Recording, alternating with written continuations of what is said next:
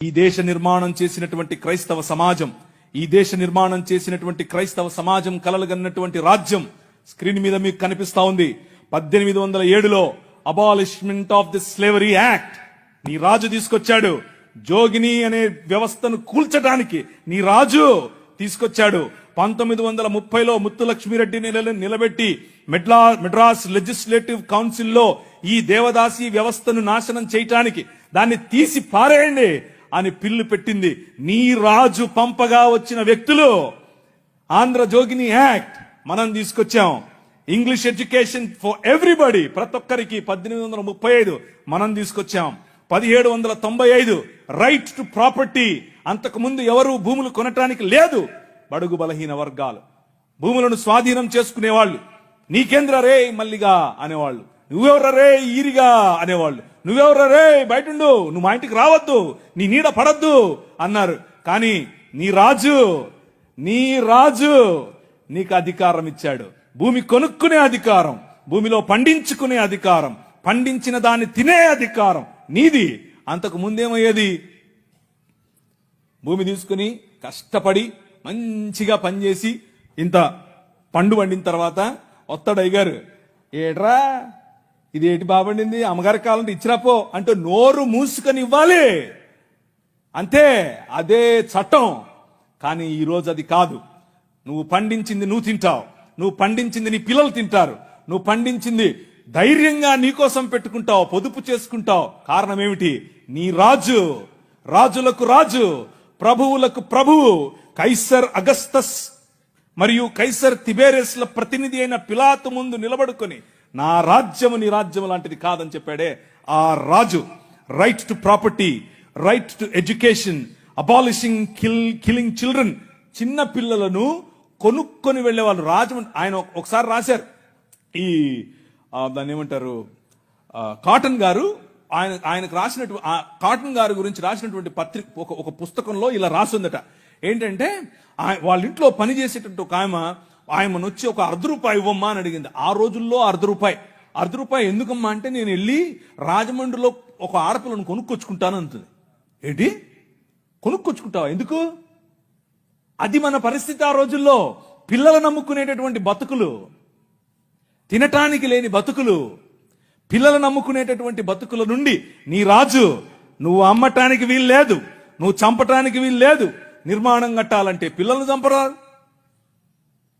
ఏదైనా రోడ్డు వేయాలంటే పిల్లల్ని చంపుతారు, రక్తం పడాలంటారు. ఇలా పిల్లలను, మన పిల్లలను చంపుతూ ఉంటే ఆపింది నీ రాజు. Right to education 1913. నువ్వు పెళ్లి చేసుకుంటే నీ భార్య 7 రాత్రులు బ్రాహ్మణుడితో పడుకోవాలి. ఇది ఈ దేశ చట్టం. నువ్వు నల్లగా ఉన్నావట, నీకు దాన్ని ఏమంటారు బట్టతలు ఉందంట, రింగులు ఎంటుకలు ఉన్నాయంట, కాబట్టి నువ్వు దాసుడివి, దస్యుడివి, నువ్వు రాక్షసుడివి, నువ్వు మ్లేచ్ఛుడివి. కాబట్టి నీ జీవితాన్ని మార్చాలంటే, కాబట్టి నీ వంశాలు మంచిగా మారాలంటే బ్రాహ్మణుడితో నీ భార్య పడుకోవాలి. కలిగే పిల్లలు ఎలా ఉంటారు? అప్పుడు ఆర్యీకరణ జరుగుతుంది. కృణ్వంతో విశ్వమార్యం అన్నారు. అంటే అర్థం ఏంటి? ఈ ప్రపంచం మొత్తాన్ని కూడా ఆర్యీకరణ చేయాలి అన్నది వారి రాజ్య కళ. The kingdom of Rama, but the kingdom of God, దేవుని రాజ్యం ఏమన్నా తెలుసా? ఎవరితో పడుకోవక్కర్లేదు. My blood is enough, I will cleanse you from all sin. ప్రతి పాపము నుండి యేసు రక్తము నిన్ను కడిగి పరిశుద్ధునిగా చేస్తుంది. ఎవరి దగ్గర పడుకోవక్కర్లేదు. మనం ఈ దేశానికి ఒక చట్టం ఇచ్చాం. ఏం చట్టం ఇచ్చాం? 1819లో. ఇదంతా నేను సుత్తి కొడుతున్నా అనుకున్నారా? చట్టం ఇది. ఒక్కసారి చరిత్ర తిరిగేయండి. ఇదంతా నీ రాజు చేశాడు ఈ దేశానికి. నీ రాజు తీసుకొచ్చాడు. నల్లట్ట పుస్తకం మోసుకొచ్చినోళ్ళు కష్టపడి పిల్లులు వేసి, రిట్ పిటిషన్లు వేసి, నిలబడి కొట్లాడి నీకు ఇచ్చిన హక్కిది. That is the kingdom of God. No discrimination, right to sit, abolishing child marriages. ఇలా చెప్పుకుంటూ పోతే ఎన్ని చట్టాలు చేశాం మనం. రైలు మనది, పోస్ట్ ఆఫీస్ మనది, ఐఏఎస్ తెచ్చింది మనం, ఐపీఎస్ తెచ్చింది మనం. తెలుగు భాషను మ్లేచ్ఛ భాష అన్నారు. అరే ఏం భాష మాట్లాడుతున్నాడు మ్లేచ్ఛుడా అంటే తెలుగు భాషలో డిక్షనరీ, మొట్టమొదటి డిక్షనరీ మంది మీ నాయన రాజు, ద కింగ్. మనం ఇచ్చాం. CP brown, he was a machinery. ఆయన కలెక్టర్ మాత్రమే కాదు, మిషనరీ. తెలుగు భాష గద్య భాగంలో మొట్టమొదటి పేపర్ మనది. తెలుగు భాష గద్య భాగంలో మొట్టమొదటి పుస్తకం మంది.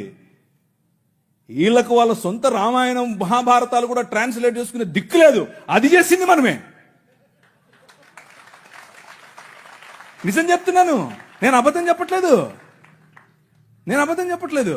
మొట్టమొదటి ట్రాన్స్లేషన్ చేసింది కూడా మనమే. వాళ్ళు అది కూడా చేయరు. ఎందుకంటే విద్య పంచకూడదు. వాళ్ళ రాజ్యంలో విద్య పంచకూడదు. మన రాజ్యం అందరికీ విద్య. ప్రతి ఒక్కరూ చదవాలి. ఎందుకు? ఇదిగో నల్లట్ట పుస్తకం కూడా చదవాలి. అర్థమవుతుందా? నల్లట్ట పుస్తకం చదివితే దిమాగ్ ఖరాబ్ అవుతుంది, దిమాగ్ ఫిరాయిస్తుంది. మనిషి వెంటనే మనిషి అవుతాడు. ఈ రాజ్యం మనుషుల కోసం రాజ్యం. ఆ రాజ్యం తలకాయలో నుంచి వచ్చిన వాళ్ళకి మాత్రమే రాజ్యం, భుజాల్లో నుంచి వచ్చిన వాళ్ళకే రాజ్యం. ఈ రాజ్యం అందరి రాజ్యం, అందరికీ సుభిక్షత, అందరికీ పట్టభద్రత్వం. అలెగ్జాండర్ డఫ్ అనే ఒక ఆయన, ఎంతమంది ఉన్నారు ఈ పేరు? ఒకరు, ఇద్దరు, ముగ్గురు, ఒక 10-15 ఉన్నాయి. మిగిలిన వాళ్ళు ఒక చెంచా నీళ్లు తీసుకొని దూకండి. అలెగ్జాండర్ అంటే పొరపాటున మీరు ఆ గ్రీకు ఒక ఆయన వచ్చాడు గుర్రం వేసుకుని, ఆయన అనుకుంటారు. కాదు, ఈయన వేరే. అలెగ్జాండర్ డఫ్. ఈయన రవి అస్తమించని బ్రిటిష్ సామ్రాజ్యం పైన ఇన్ఫ్లుయెన్స్ తీసుకొచ్చాడు. ఏం ఇన్ఫ్లుయెన్స్ తెలుసా? నా పిల్లలు చదవాలి, మా భారతీయ పిల్లలు చదువుకోవాలి. వీళ్ళన్నారు, ఎందుకు, మాకు అవసరం లేదు, మీ పాశ్చాత్య విద్యతో మేమేం చేస్తాం, మేము మంత్రాలు చదువుతాం. ఆయన అన్నాడు, మంత్రాలకు చింతకాయలు నైరాల్తా హై. అలెగ్జాండర్ డఫ్, నో, చదవాలి, మన పిల్లలు చదవాలి. ఆంగ్ల భాషలో చదవాలి, ప్రతి భాషలో చదవాలి. తెలుగులో చదవాలి, తమిళంలో చదవాలి, బెంగాలీ కావాలి. పుస్తకాల తర్వాత పుస్తకాలు, పుస్తకాల తర్వాత. ఈ అలెగ్జాండర్ డఫ్ యొక్క ఇన్ఫ్లుయెన్స్ కారణం చేత ఈశ్వరచంద్ర విద్యాసాగర్, అలాగే రాజా రామ్మోహన్ రాయ్ ఇలాంటి వాళ్ళు నిలబడి, ఎస్, మా పిల్లలు చదవాలి, మా పిల్లలు కూడా చదవాలి. మంత్రాలకు మేమేం చేసుకోవాలి, అవసరం లేదు, ఎల్లమ్మకో పుల్లమ్మకో పోయి మీరు చదువుకోండి అని యూనివర్సిటీస్ ఒకే సంవత్సరంలో, అటువైపు మెడ్రాస్ యూనివర్సిటీ, ఇటువైపు బాంబే యూనివర్సిటీ, ఇటువైపు శ్రీరాంపూర్ యూనివర్సిటీగా ఈ రోజు ఏదైతే ఉందో బైబిల్ కాలేజ్ అనుకుంటున్నారో, అది ఆ రోజు కల్కటా యూనివర్సిటీ. 3 యూనివర్సిటీలు స్థాపించటానికి వెనకుండి పనిచేసింది ఈ అలెగ్జాండర్ డఫ్. ఈయన ప్రభావం, ఈయన ఇన్ఫ్లుయెన్స్ కారణం చేత మెకాలే అనే ఒక వ్యక్తిని ఈ దేశానికి పంపించారు. పోయి చూసి రాపో బాబు, అసలు చదువు అవసరమా లేదా. ఆయన ఇచ్చినటువంటి నివేదిక, ఎస్, అందరూ చదవాలి. ఇంతమంది కూర్చొని ఉన్నారు, బైబిల్ సంకలో పెట్టుకుని ఓ వెళ్ళిపోతున్నారు. బాగుంది, కానీ ఏడి ఒక్క అలెగ్జాండర్ డఫ్? మీ ఊరి ఎమ్మెల్యేని ఇన్ఫ్లుయెన్స్ చేసే దమ్ముందా నీ దగ్గర? మీ ఊరి ఎంపీ దగ్గర నిలబడుకొని మాకు ఇది కావాలి అని అడిగే దమ్ముందా నీ దగ్గర? అలెగ్జాండర్ డఫ్ నీ కోసం కొన్ని 100 సంవత్సరాల క్రితం నీ పిల్లల కోసం ఆలోచించాడు. ఎలా కట్టాం మీ దేశాన్ని తెలుసా? దూరదృష్టి, దూరంచే యుద్ధవాసనను పసిగట్టడం. యోబు గ్రంథంలో రాసినట్టు,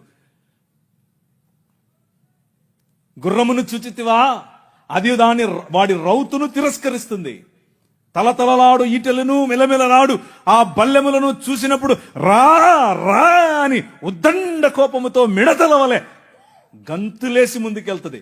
యుద్ధం అంటే దానికి అంత ఇష్టం. ఏది, ఎక్కడున్నారు అలెగ్జాండర్ డఫ్లు?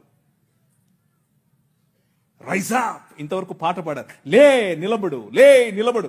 ఎప్పుడు నిలబడతావు ఇంక నువ్వు? నీ చరిత్ర. డాక్టర్ బాబాసాహెబ్ భీమ్రావ్ అంబేద్కర్ గారి మాట అన్నారు. ఆయన కూడా ఒక చోట నేర్చుకున్నదే, మనమే నేర్పాం. The king of this world నేర్పాడు. ఏమన్నారు తెలుసా? చరిత్ర, నీ చరిత్ర తెలుసుకోకపోతే నువ్వు చరిత్రలో లేకుండా పోతావు. ఇది నీ చరిత్ర. ఇది నువ్వు ఈ దేశానికి, ఈ దేశ నిర్మాణంలో నువ్వు సాధించినటువంటి చరిత్ర. దారా యాక్ట్ 1879. దారా అంటే డెక్కన్ అగ్రికల్చరల్ రిఫార్మ్స్ యాక్ట్ దాని పేరు. ఆ రోజుల్లో స్వరాజ్యం లోకమానుడు ఉన్నాడు కదా ఆయన అన్నాడు, ఏమన్నాడు, ఆయన ఎందుకు అంతటానికి, ఎవరికి, పేదలు, బడుగు బలహీన వర్గాలు వెళ్ళి దాన్ని ఏమంటారు దున్నుకుంటామయ్యా అంటే, సరే దా. అదేదో ఆ రోజుల్లో సినిమా వచ్చింది సబ్బు పౌడరు చూపించి వాళ్ళ దగ్గర భూములు తీసుకునేవాడు. ఆ టైప్ ఇడు. అలా చేస్తూ ఉంటే క్రైస్తవ మిషనరీలు అప్పుడు ఉన్నటువంటి డెక్కన్ ప్రాంతానికి రాజు అయినటువంటి హైదరాబాద్ హయాంలో వాళ్ళ దగ్గరికి వెళ్ళి ఇన్ఫ్లుయెన్స్ చేసి, నో అలా కాదు, అలా ఉండడానికి వీల్లేదు, దే ఆర్ పెసెంట్స్, వాళ్ళకి అంతంత వడ్డీకి రుణాలు ఇస్తే వాళ్ళు ఎట్లా కడతారు, వాళ్ళు ఎలాగూ కట్టలేరు. కాబట్టి డబ్బులేమో ఇచ్చేసి వాళ్ళు కట్టలేని పక్షంలో వాళ్ళ భూములు తీసుకోవటం ఏంటిది? This is not righteousness, this is not right. అది న్యాయం కాదు. ఆయన భుజముల మీద రాజ్యభారముండును. ఆయన భుజములు ఎక్కడ ఫ్రిడ్జ్లో పెట్టొచ్చుంటాడా? నువ్వే. This is his body. ఇది ఆయన శరీరం, ఆయన భుజములు ఇక్కడే ఉన్నాయి. ఆ రోజు వాళ్ళు గుర్తించారు, అది నా బాధ్యత అని గుర్తించి వాళ్ళకి 25 పైసల కంటే ఎక్కువ వడ్డీకి రుణం ఇవ్వటానికి వీల్లేదు అని యాక్ట్ చేశారు. ఈ రోజు కూడా అది అలాగే అమల్లో ఉంది. That is your king. నీ రాజు అది. ఈ దేశాన్ని అలా నిర్మించాడు. శామ్ అగింబాటమ్ అనే ఒక ఆయన గ్రీన్ రెవల్యూషన్ ఈ దేశానికి తీసుకొచ్చాడు. ఓ ఆవులు, మేము దాన్ని నిమురుతాం, మేము దాన్ని పూస్తాం, మేము దాన్ని కడుగుతాం అనేవాళ్ళు. కొంతమంది సిమ్ కార్డు బాబాలు ఉన్నారు, ఈ మాటలే అంటుంటారు. వాళ్ళకి చేతకాల ఎట్లా ఆవులు పెంచాలి, ఎట్లా డైరీ ఫామ్ తీసుకురావాలి, ఎట్లా అగ్రికల్చర్ చేయాలి, మేము నిమురుతూ ఉంటాం, మాకు అదే కావాలన్నారు. కానీ ఏం చేయాల, చూస్తూ ఉన్నారు ఊరికే. కానీ శామ్ అగింబాటమ్ చూశాడు, ఊరికి నిమర్లా పనిచేశాడు. ఎందుకో తెలుసా? యువర్ కింగ్, నీ రాజు భావజాలం వేరు. ఊరికే ఊరికే దాన్ని పట్టుకోనేది కాదు ఆయన రాజ్యం. ఆయన రాజ్యం దాని ద్వారా అనేకులకు ఉపాధి, దాని ద్వారా అనేక కుటుంబాలు బాగుపడాలి, అనేక కుటుంబాలు నూతనపరచబడాలి.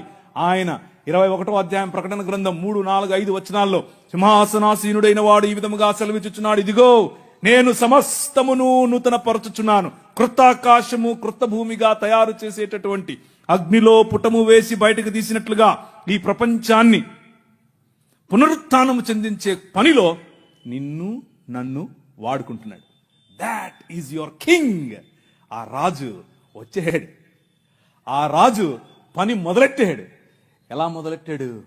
ప్రతి సమాజాన్ని పట్టుకోవటం ద్వారా, ప్రతి ప్రభుత్వాన్ని ప్రభావితం చేయటం ద్వారా. ఆనాడు నిమ్రోదు సమయం మొదలుకొని ఈనాడు నరేంద్ర మోదీ గారి ప్రభుత్వం వరకు హీ ఈజ్ ద కింగ్. ఆయనే నడుపుతున్నాడు, ఆయనే చేస్తున్నాడు. మన జీవితాలను మరింత ప్రభావవంతమైనదిగా చేయటానికి ఈరోజు భారతదేశం అన్ని దేశాల కంటే రిలీజియస్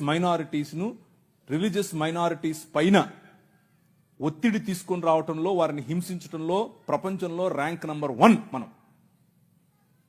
నంబర్ 1 ర్యాంక్ మనమే, మొన్నే వచ్చింది. రిలీజియస్ మైనారిటీస్ అంటే మనమే. మనలను హింసించటంలో భారతదేశం నంబర్ 1. పాకిస్తాన్ కాదు, ఆఫ్ఘనిస్తాన్ కాదు, సోమాలియా కాదు, ఎవరు కాదు, భారతదేశమే. చచ్చిపోయిన వాళ్ళను కూడా గుంత తవ్వి బయటకు తీస్తున్నారు ఛత్తీస్గఢ్లో. ఎందుకు చేస్తున్నారో తెలుసా? ఇదంతా భయం. ఏంటా భయం? వీళ్ళందరినీ మనుషులు చేస్తున్నారు, వీళ్ళందరూ సమానం అంటున్నారు. మనుష్యత్వం, మతం మనుష్యత్వం ఎదుట నిలబడలేదు, భయం దానికి. మతానికి నిజమైన మనిషిని చూస్తే భయం. నిజమైన మనుష్యులను తయారు చేసేటటువంటి దేవుని రాజ్యం, నిజమైన మనుష్యత్వాన్ని ఈ ప్రపంచంలో వెలుగుగా ప్రకాశింపచేయటానికి పిలువబడినటువంటి దేవుని రాజ్యం. ఆ రాజ్యం నిలబడాలి, ఆ రాజ్యం పోరాడాలి, ఆ రాజ్యం భయంకరమైనటువంటి ఈ ఒడుదుడుకులలో కూడా నిలబడాలి. అలా నిలబడటానికి మీ